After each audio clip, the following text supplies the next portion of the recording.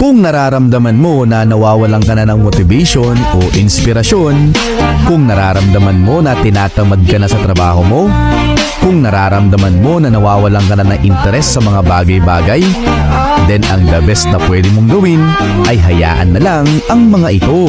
Hayaan mo ang sarili mo na huminto muna. Okay lang yan. Mas lalo kang lulubayan ng inspirasyon kung patuloy mong pipilitin na i-push ang sarili mo.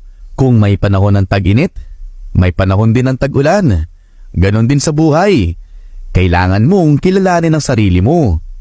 Kailangan mong tanggapin kung nasaang panahon ka ngayon. Kung hindi ka na masaya sa isang gawain, then allow yourself na mag-explore sa ibang bagay. Laging tandaan, ang motivation o ang inspirasyon, hindi nagtatagal kailanman. Kaya kailangan mo ring magpahinga, pero sa tamang paraan.